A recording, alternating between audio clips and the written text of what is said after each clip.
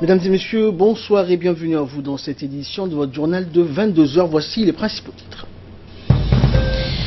Retour du chef de l'État Ismaël Omar Guelleh après une visite de travail au Kazakhstan. Et dans l'actualité internationale, les Antilles durement frappées par l'ouragan Irma. Voilà donc, c'était les principaux titres qui vous seront développés dans cette édition. Merci à vous de nous rejoindre. Après un séjour de travail à Astana, la capitale du Kazakhstan, le président de la République, Ismaël Omar Guelleh, a regagné la capitale donc ce jeudi en début d'après-midi. À sa descente d'avion, le chef de l'État a été accueilli donc par le Premier ministre, le président de l'Assemblée nationale, les membres du gouvernement ainsi que par les hautes autorités civiles et militaires du pays.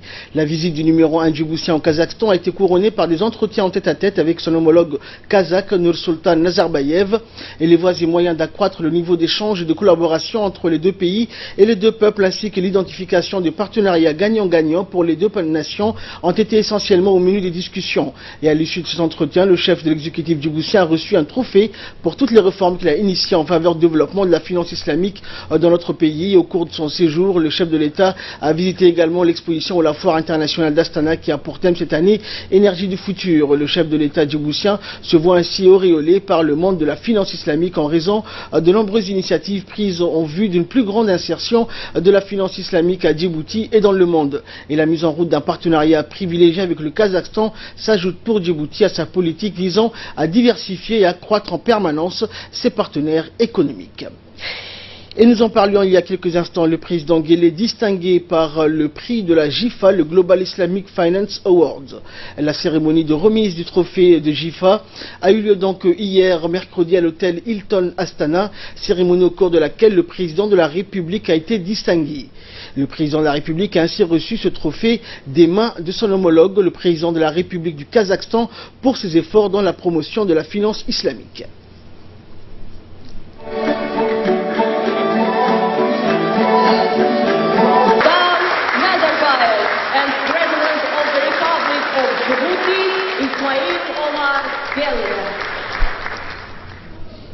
Il est effectivement donc à l'origine de l'éclosion du système bancaire à Djibouti qui a permis l'apparition et l'ouverture multiple de banques régies par la finance islamique. Il acquit aussi cette réputation de partisan effréné de la promotion de la finance islamique lorsqu'il fit de notre pays une plateforme privilégiée et un haut lieu de rendez-vous des réunions et conférences de la finance islamique.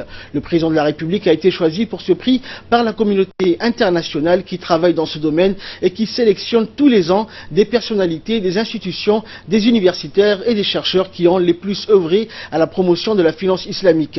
L'industrie de la finance islamique et les théories de l'économie islamique attirent de plus en plus les banques internationales. Il s'agit là de la 7e cérémonie de remise du trophée organisée par le Centre financier international d'Astana pour distinguer un chef de l'État qui a fait montre d'excellence dans la finance islamique.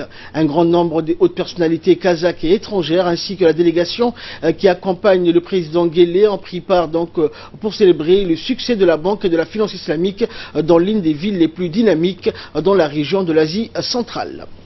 Et à l'issue de la cérémonie, le gouverneur de la Banque centrale de Djibouti, Ahmed Ousmane, qui a accompagné le président Guelleh dans ses déplacements, s'est exprimé au micro de notre correspondante sur place, Hidaya Mohamed. Il a indiqué que c'était un honneur pour la République de Djibouti de recevoir ce prix. Je vous propose de l'écouter. Nous avons eu le plaisir d'assister à la remise du meilleur prix qui est décerné tous les ans aux leaders politiques qui ont œuvré pendant l'année à la promotion de la finance islamique au président de la République. C'est un prix qui est décerné aux leaders politiques. Et le président de la République, M. Ismaël Omar Guelleh, a été choisi parmi les leaders, il y a à peu près 5-6 leaders politiques qui ont été choisis cette année, en shortlistés comme on dit. Et dans cette liste, le président de la République a été choisi pour lui décerner le prix de la GIFA, qui s'appelle Global International Finance Award. Le président a été choisi pour son action, pour sa mobilisation, pour le soutien qu'il accorde à la finance islamique. Le président de la République a été un des premiers leaders à accompagner la finance islamique à Djibouti, qui, comme vous le savez, a été introduite dans les années 2006 et pour laquelle nous avons, à la Banque centrale, organisé pour la première fois il y a à peu près 5 ans un sommet pour promouvoir la finance islamique à Djibouti. Donc tous les ans, le président de la République nous accompagne dans cet effort et préside la cérémonie qui réunit à Djibouti tous les experts de la planète et tous les experts de la finance islamique. Ce prix, comme vous le savez, a déjà été reçu ou attribué à pas mal de leaders politiques, notamment il y a 2 ans, ce prix a été décerné au président du Kazakhstan, qui était le récipiendaire du prix de l'année 2015. L'année dernière, c'était le président de l'Indonésie qui a reçu ce prix-là. Il y a 3 ans, c'était le président pakistanais, le premier ministre pakistanais. C'est vraiment un grand honneur que la communauté internationale, la communauté financière internationale a fait au président de la République et a salué à travers ce prix toutes ses actions, toute sa motivation, toute l'énergie qu'il a développée pour promouvoir la finance islamique et accompagner dans son développement. Vous le savez, la finance islamique est une finance participative qui apporte, qui permet d'éviter le riba, comme vous le savez, et qui correspond parfaitement à nos valeurs culturelles islamiques. La finance islamique est en même temps un complément par rapport au financement classique que nous avons à Djibouti et permet à tous les opérateurs qui ne se reconnaissent pas à travers les institutions financières classiques de pouvoir développer des activités en trouvant des financements externes. La finance islamique a vraiment beaucoup de potentiel pour accompagner les investisseurs à Djibouti parce qu'elle a une palette d'accompagnement qui est beaucoup plus large que la finance classique. Et pour sa part, le ministre des Affaires étrangères et de la coopération internationale, porte-parole du gouvernement, Mahmoud Ali Youssouf, est revenu pour nous sur la visite du président Guelleh au Kazakhstan et sur les relations Djibouti-Kazakhstan. Nous l'écoutons. Les 2 chefs d'État se sont penchés sur les voies et moyens de consolider les relations bilatérales entre Djibouti et le Kazakhstan. Il faut également rappeler que le Kazakhstan abrite l'agence de l'OCI pour la sécurité alimentaire. Dieu sait que dans notre région, il y a régulièrement des sécheresses récurrentes et je crois que le Kazakhstan, à travers cet instrument qu'il a mis en place, pourrait être un grand contributeur à la lutte contre l'insécurité alimentaire. Il faut savoir que le Kazakhstan produit beaucoup de blé et qu'il exporte vers les pays européens. Et il a été également question de pouvoir enclencher une coopération dans les domaines sociaux, la technologie, les sciences, la santé, l'éducation. Dans quelques jours, le 10 de ce mois, se tiendra un sommet de l'OCI en matière de technologie et de promotion des sciences. Ce pays également se veut un pionnier dans ces secteurs-là. Et je crois que les moyens dont il dispose leur permettent d'enclencher cette politique et de jouer ce rôle. Les 2 chefs d'État ont également parlé beaucoup de sécurité, de lutte contre la piraterie. Le rôle de Djibouti a été très apprécié. Le président Nazarbayev a tenu à souligner ce rôle que Djibouti a toujours su jouer afin de lutter contre ces phénomènes de piraterie et de terrorisme ainsi que de radicalisme violent. Le président de la République de Djibouti a également félicité son homologue kazakh pour la tenue de cette Expo universelle 2017 et qui d'ailleurs prendra fin dans quelques jours. Cette exposition a abrité beaucoup de pays africains dont le stand de Djibouti que le chef de l'État a visité ce matin avant de se rendre dans d'autres stands également. Et il faut également souligner le fait que le Kazakhstan souhaite maintenant, par son implication dans la résolution ou les tentatives d'enclencher ou de provoquer un cessez-le-feu en Syrie, abrite les belligérants de ce pays. Et c'est grâce aux efforts diplomatiques et politiques du Kazakhstan qu'on a réussi à mettre en place ce qu'on appelle des zones de désescalade dans ce pays qui est ravagé par la guerre, la Syrie. Et nous avons également tenu à échanger sur ces points puisque dans quelques jours, notre pays va prendre la présidence du Conseil des ministres des Affaires étrangères de la Ligue arabe le 12 au Caire. Voilà des questions qui sont d'intérêt commun et que nous avons souhaité donc aborder, que le chef de l'État a bien voulu détailler avec son homologue kazakh. Je tiens également à rappeler ici que le Kazakhstan est un membre non permanent du Conseil de sécurité des Nations Unies pour les années 2017-2018. Et donc c'est un pays influent dont il faudra tenir compte dans les années à venir pour le règlement d'un certain nombre de crises et au Moyen-Orient et en Afrique et sur la scène internationale de manière générale. Voilà donc, c'était le porte-parole du gouvernement Mohamed Ali Youssouf qui nous parlait donc de la visite du chef de l'État et Ismaël Omar Guelleh au Kazakhstan et des relations bien sûr qu'entretiennent Djibouti et le Kazakhstan. Mais nous allons revenir donc sur les principaux points qui étaient inscrits à l'ordre du jour du calendrier de la visite du chef de l'État au Kazakhstan. Sur ce plateau me rejoint donc mon collègue Samatar Osaïd. Bonsoir Samatar. Alors quels ont été les principaux points donc de la visite du chef de l'État au Kazakhstan? Merci Ahmed. Bonsoir chers téléspectateurs. La visite du chef de l'État, en effet, le chef de l'État a regagné la capitale après un séjour de travail à Astana, au Kazakhstan. Et durant son séjour à Astana, le président de la République, M. Ismaël Omar Guelleh, a visité l'exposition internationale 2017. Les officiels kazakhs lui ont présenté un détail de l'innovation énergétique d'Astana, telle que l'énergie solaire ainsi que leur patrimoine et identité.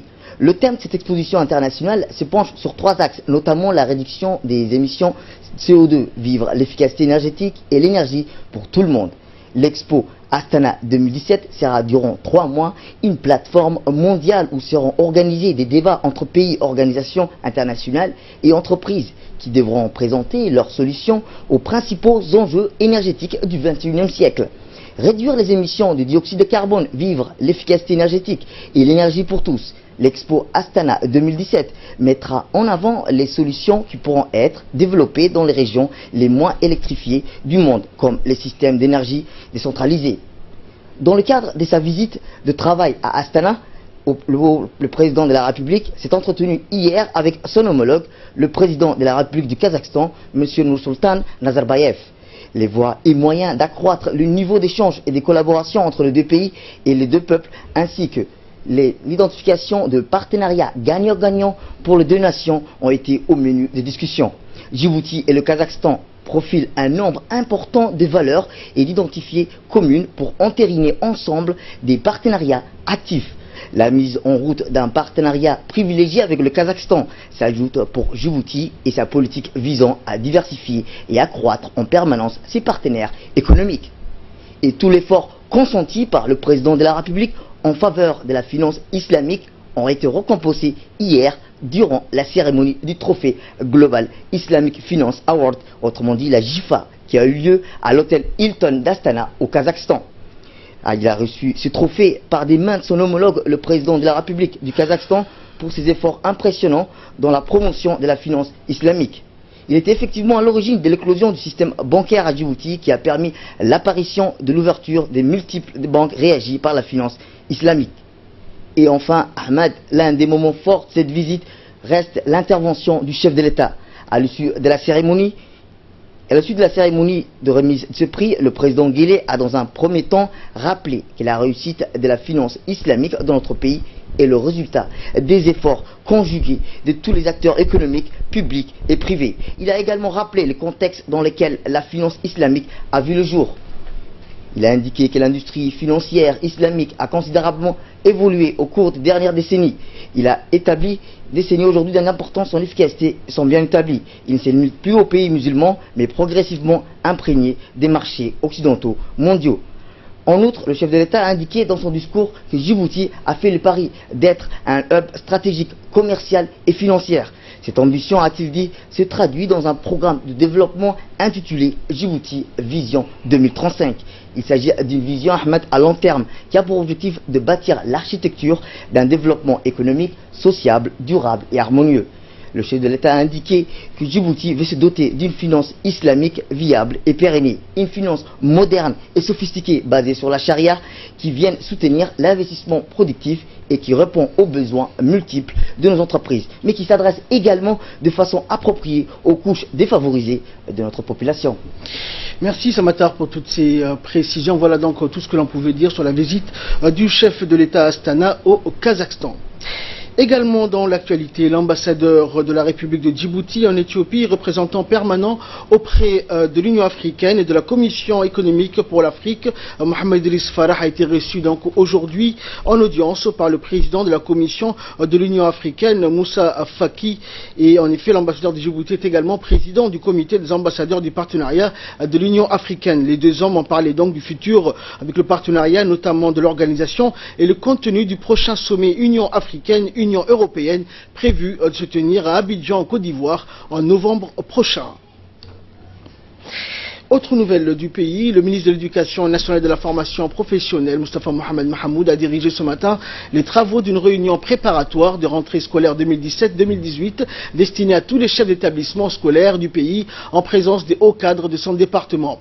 Cette rencontre qui s'est déroulée au ministère avait pour objectif la présentation de la circulaire de la rentrée en vue de préparer la nouvelle rentrée des classes prévue le 10 et 11 septembre prochain sur tout le territoire national. Au cours de cette réunion, le ministre a mis l'accent sur la mise en œuvre de la gestion axée sur les résultats à laquelle tout le personnel administratif de son département avait été formé au cours de l'année dernière. Notons également que durant cette réunion, le ministre a précisé pour chaque ordre d'enseignement les différentes actions prioritaires et spécifiques à mener impérativement. Afin de relever ce défi, le ministre de l'Éducation a mis l'accent pour l'enseignement de base sur le renforcement de la lecture et des mathématiques, d'où l'intérêt d'évaluer l'impact des formations dispensées aux enseignants durant l'année scolaire en cours.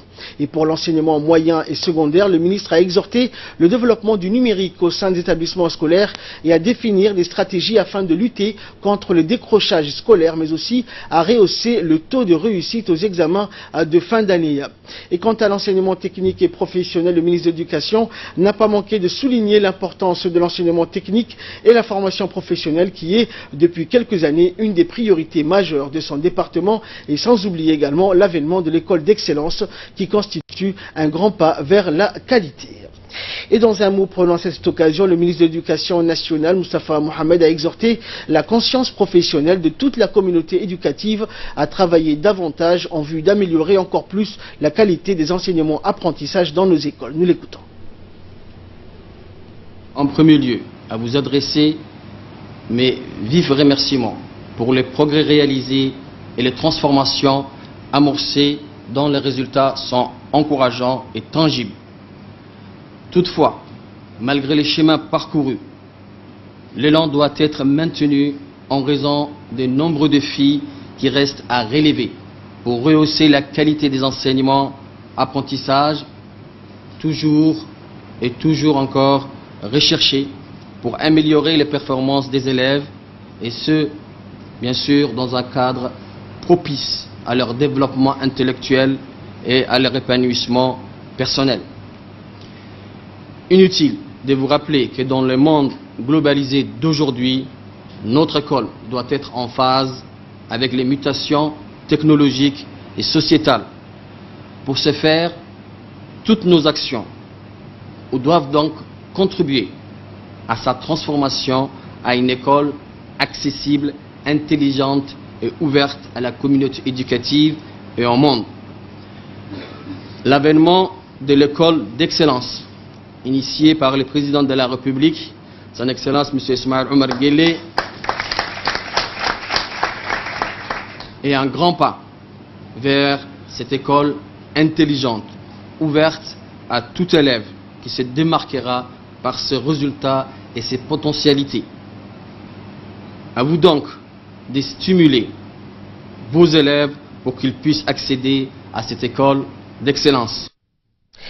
Également dans l'actualité, comme chaque année, dans le cadre de ces actions civilo-militaires, la gendarmerie nationale a participé du 3 au 7 septembre à la campagne de nettoyage des établissements scolaires de la capitale, et ce à la veille de la rentrée scolaire. Cette année, un total de 12 établissements scolaires du primaire et du secondaire ont été pris en compte par la gendarmerie. À cet effet, l'institution a mobilisé son personnel pour réaliser un travail de nettoyage et de remise en condition de ces 12 établissements. Il s'agit des écoles de la République, de la zone portière sud, de Charles Foucault, de la la plaine de Boulaos, du quartier 5 et quartier 5 bis, Hadji Didé, Engela, école ménage et du collège de Boulaos. Sous la supervision du personnel officier, les gendarmes ont durant plusieurs jours conduit donc avec fierté un travail de fond pour remettre dans un état de propreté optimum tous les établissements dont ils avaient pris la charge. La gendarmerie nationale a toujours répondu avec ferveur à ces journées de nettoyage des établissements scolaires. Et le ministère de la Femme et de la Famille, en collaboration avec le Programme des Nations Unies pour le Développement, a organisé un atelier de lancement du plan d'action national. Plusieurs points importants étaient inscrits à l'ordre du jour, comme la femme, la paix ou encore la sécurité. Abolir la partie sexuelle ou encore les violences sur les femmes. En effet, la République de Djibouti a ratifié donc une loi avec le Conseil de sécurité des Nations Unies dont l'action est d'étudier et d'analyser l'évolution des cas de violences sexuelles à l'égard des femmes, y compris les zones touchées par les conflits pastoraux. Et cette réunion a vu la participation de la ministre de la Femme et de la Famille, de la représentante du PNUD et de la représentante du LIGAD et de la secrétaire générale de l'UNFD. Et durant l'atelier, cette action sera présentée aux participants et le débat sera ouvert à tous.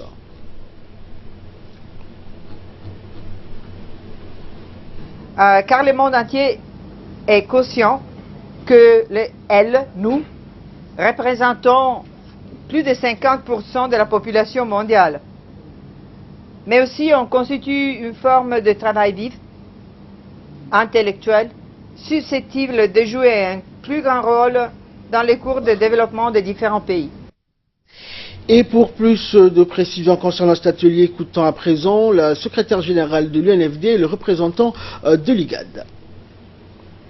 Lorsqu'on m'a présenté les grandes lignes de travaux de réflexion de cet atelier, j'ai tout de suite été convaincue de son importance pour la femme, car il met en exergue le rôle de celle-ci dans la promotion de la paix.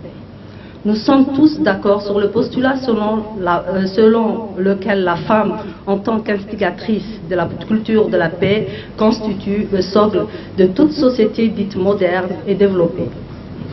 Plus pacifistes que les hommes, les enrôlés dans le processus de restauration de la paix dans les pays en proie des conflits armés constituera certes non seulement un renforcement de la sécurité tant au niveau national que régional, mais améliorera aussi le mécanisme de protection des femmes et des jeunes filles, car ces dernières sont dans la majeure partie de ces cas victimes de violences.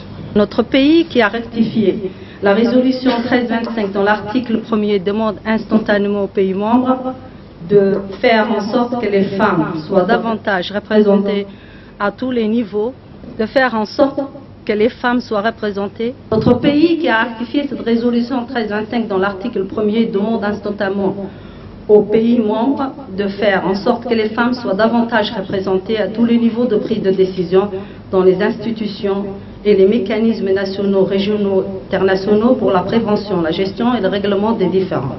L'Union nationale des femmes djiboutiennes, qui accompagne le gouvernement dans la gestion des conflits, n'a pas manqué de manifester sa solidarité agissante en apportant une contribution significative et fortement appréciable à chaque fois qu'un peuple frère a été en situation de crise politique. Pour assurer la sécurité et le soutien des victimes de violences basées sur le genre, ainsi que la lutte contre les mutilations génitales féminines, l'UNFD a parachevé le renforcement de la cellule d'écoute, d'information et d'orientation existante au sein de son siège, en mettant en place à l'intérieur de celle-ci les services d'un médecin et d'un avocat pour porter les plaintes des victimes devant la justice. Et selon la ministre de la Femme et de la Famille qui a présidé cet atelier, elle a indiqué donc que ce plan d'action national va servir entre autres à étudier et à analyser l'évolution des cas de violences sexuelles dans les zones touchées par les conflits pastoraux. Nous l'écoutons. Les violences faites aux femmes sont un phénomène largement répandu à travers le monde. Ils sont liés à un manque de parité dans différentes sociétés. Aucune n'est acceptable au XXIe siècle. Il est donc de notre devoir de mettre terme à cette problématique. La situation générale de la femme au niveau national s'est considérablement améliorée ces 15 dernières années. Si on tient compte uniquement de la population ordinaire résidente à Djibouti, on compte légèrement plus de femmes, 50,7%, contre 49,3% des hommes. Entre 2000 et 2015, le taux d'alphabétisation des femmes est passé de 37,6 à 52,9, contre 61,9 à 66,6 pour les hommes. Et celui des filles inscrites à l'université, 39,8 en 2006, contre 42,9 en 2015. Les droits de la femme sont mieux protégés par la législation. Le Code de la famille, promulgué en 2002, la loi sur les MGF en 2009, la ratification de la CDF en 2008, et ces besoins sont pris en compte et promus sur tous les plans. Néanmoins, les pesanteurs socioculturelles continuent d'opérer dans les mentalités. Avec la 4e conférence mondiale sur les femmes en 1995, plus connue sous le nom de la conférence de Beijing, la déclaration et le programme d'action de Beijing des Nations Unies ont fait de la promotion de la femme et de l'égalité contre les genres une question cruciale sur lesquelles les gouvernements devraient porter une attention particulière. Parmi les 12 domaines prioritaires figurent les femmes et les conflits armés. Aussi, depuis 2000, le Conseil de sécurité a consacré au total 7 résolutions sur la question de la femme, la paix et la sécurité, dont les objectifs visent à améliorer la participation de la femme dans la prévention et le règlement des conflits armés. Toujours en nouvelles du pays, la Chambre de commerce de Djibouti a organisé ce matin une réunion de concertation qui concerne la première foire commerciale internationale de Djibouti. Cette réunion a été présidée par le président de la Chambre de commerce, Youssouf Moussa Dawalé. Également présents les opérateurs qui ont travaillé pour la mise en œuvre de ce grand projet, ainsi que les collaborateurs et bien sûr les entrepreneurs. La foire internationale de Djibouti a pour objectif de placer les projecteurs sur la production, les biens et les services commerciaux et le savoir-faire des entreprises djiboutiennes. Par ailleurs, cette manifestation devrait rapprocher les fournisseurs, les clients et prestataires de Djibouti et de la sous-région, particulièrement l'Éthiopie, l'ensemble des partenaires de par le monde. Et dans son intervention, le président de la Chambre de commerce de Djibouti, Youssouf Moussa Dawalé, indiquait donc qu'il s'agit là de faire connaître le monde que Djibouti est un lieu d'approvisionnement du commerce régional à travers cette foire internationale qui se tiendra à Djibouti début décembre. Cette foire sera donc une formidable opportunité de rassembler tous ces opérateurs économiques désireux de commercer ou d'investir à Djibouti et dans le continent et de les rapprocher en vue de favoriser la croissance des transactions commerciales. La première foire commerciale internationale de Djibouti est ouvert donc, a indiqué le président de la Chambre de commerce, à tous les professionnels et représentants d'entreprises qui souhaitent exposer et promouvoir leurs produits et services, mais également aux visiteurs. Il a ajouté que d'autres activités sont prévues en parallèle, comme un forum sur le thème de l'intégration régionale, une exposition historique et des spectacles qui animeront l'esplanade du Palais du Peuple durant 5 jours. Sport à présent, Arta boucle sa saison d'été en apothéose. C'est le moins qu'on puisse dire de la 24e édition du tournoi d'été d'Arta qui oppose chaque année les meilleures équipes de la région, mais aussi certaines de la capitale. Et hier après-midi, devant une foule dense et admirative et des membres du gouvernement, la finale du tournoi s'est jouée entre une équipe d'Arta très enjambée d'une part et d'autre part une équipe cartilée tentant d'imposer la loi chez sa rivale. Dès le coup d'envoi de la rencontre, les deux équipes ont mis du tempo et de l'intensité, mais trop de déchets techniques des deux côtés qui ont fait que le match reste assez faible techniquement. Mais la donne va changer sur l'ouverture du score de l'équipe d'Arta qui va largement dominer la rencontre. Un petit but planté juste avant la mi-temps suite à l'erreur défensive adverse a suffi au bonheur de l'équipe d'Arta. Une fois le sifflet final, les deux équipes ont été appelées donc sur le podium pour la remise des prix. La cérémonie s'est déroulée en présence du secrétaire d'État à la jeunesse et au sport, Hassan Mohamed Kamil, du ministre du budget, Bodé Ahmed Roblé, du ministre de l'énergie également, Younis Ali Guedi, du préfet de la région, du maire de Djibouti, ainsi que du président du conseil régional et plusieurs cadres du secrétariat d'État à la jeunesse et des sports et de la mairie.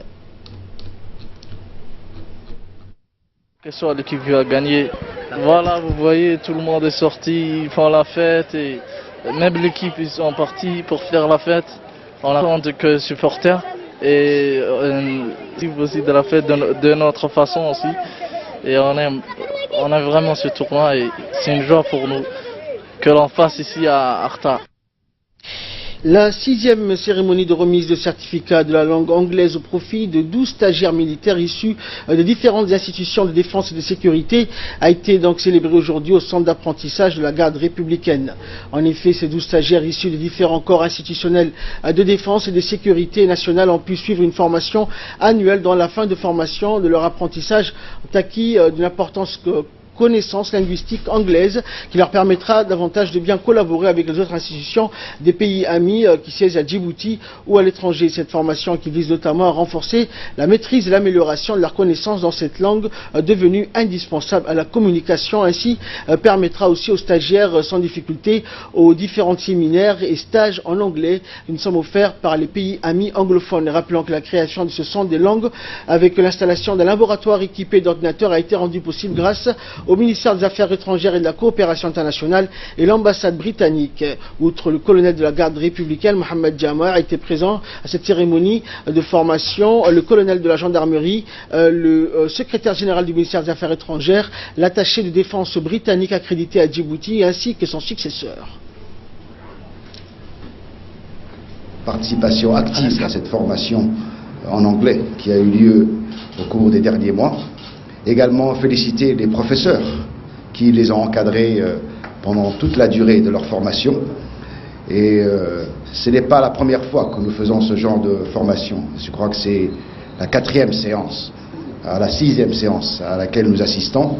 Et je suis très heureux d'apprendre par l'attaché de défense que ce programme va continuer pour l'année prochaine, de telle manière à pouvoir servir vraiment pour le perfectionnement de la langue anglaise aux différentes forces de notre pays.